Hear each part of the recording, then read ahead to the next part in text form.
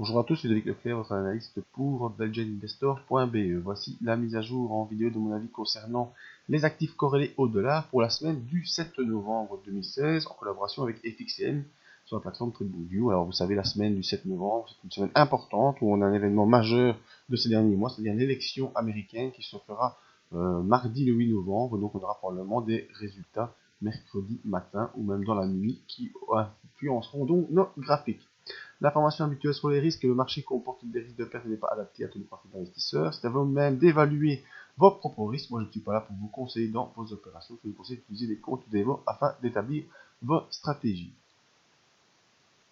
Alors, depuis cette semaine, eh bien, l'euro-dollar est remonté très fort. C'est-à-dire que moi, j'avais plutôt les semaines précédentes une tendance de voir l'euro continuer jusqu'au 1078, mais ça n'a pas du tout été le cas. Déjà, vendredi dernier, on a terminé sur une grosse bougie verte qui est venue se poser au-dessus des 1,096. Lundi, on a confirmé ce support par cette bougie rouge ici qui est tentée de s'enfoncer en direction de la M7 et en dessous du support, mais ça n'a pas été le cas. On a clôturé bien au-dessus.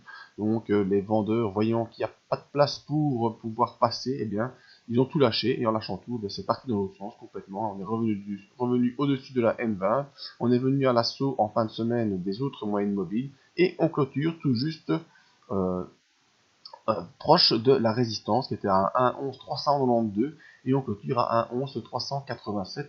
Donc voilà, celui qui avait choisi le fait d'aller rejoindre la résistance suivante, parce qu'on avait franchi la résistance précédente, eh bien, a fait le bon choix. On est venu quasiment se poser sur l'objectif. Vous voyez, comme quoi les niveaux de support-résistance ont souvent leurs importances dans vos choix de plan de trading.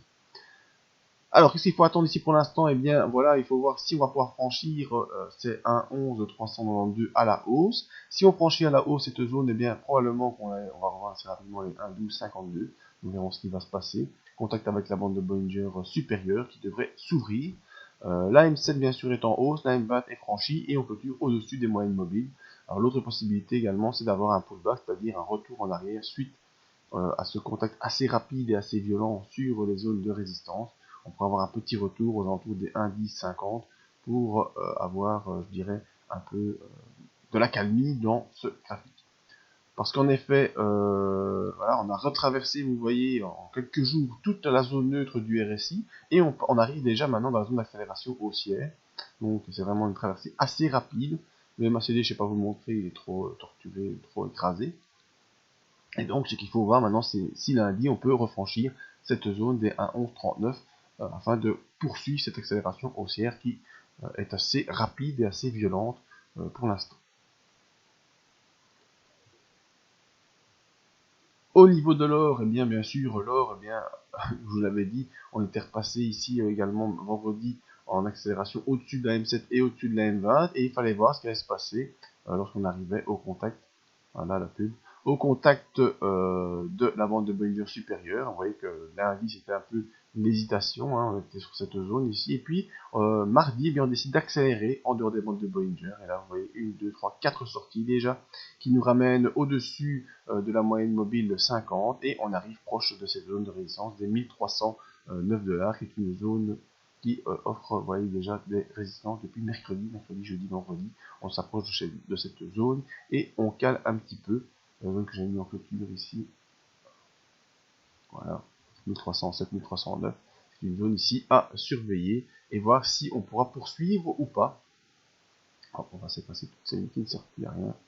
Poursuivre ou pas cette ascension de l'or. Au niveau des indicateurs, on a le RSI qui est déjà au-dessus de 60 à l'accélération haussière, le MACD qui est proche de franchir la zone de 0 au-dessus de son indicateur. Tout ça montre une probable poursuite de cette accélération.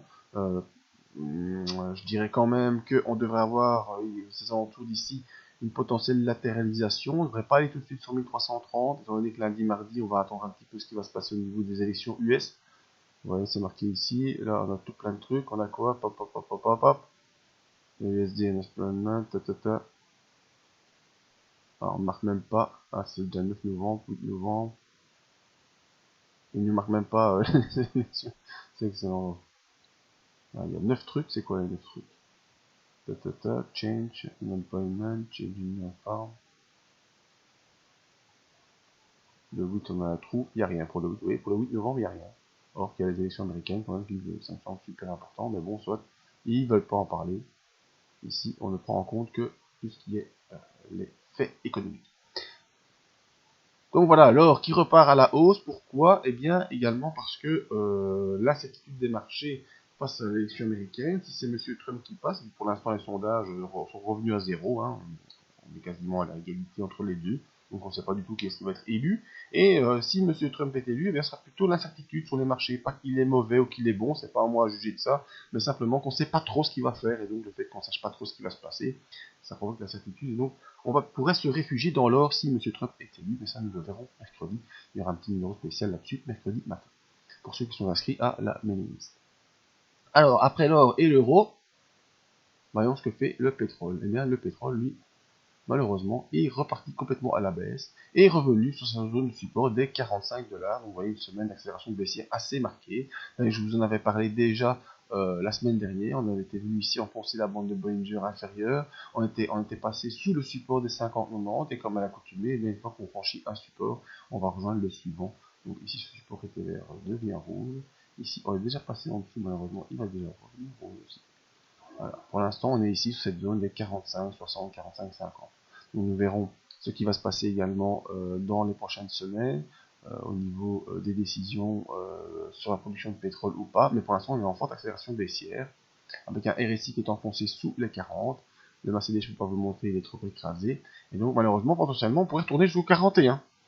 41, ce serait l'objectif si on poursuit à la baisse dès lundi. En tout cas, je pense que lundi, mardi, que ce soit sur les actifs ou que ce soit sur les indices, on aurait plutôt une consolidation qui pourrait se mettre en place en attente du résultat des élections américaines de euh, mardi soir, mercredi matin peut-être pour nous. Voilà, en attendant, venez nous rejoindre sur le site joininvestor.be, voir mes autres avis sur les indices. La zone membre qui sera à nouveau libre de taxation à partir de janvier pour choisir les actions. Et il y en aura à choisir en fonction des actions américaines. On en reparlera dans la mailing list. La gestion privée, c'est pour si vous voulez faire gérer vos capitales en investissant dans des fonds de placement, je peux le faire pour vous. La formation, pour ceux qui s'intéressent, les formations au trading, les demandes d'analyse pour vos actifs en vidéo pour votre panier d'actions, j'ai moyen de faire ça aussi, mais le principal également de venir s'inscrire à la mailing list afin de ne rien rater des prochaines news qui certainement seront importantes avec des niveaux importants à ne pas perdre de vue. Merci à tous et à bientôt.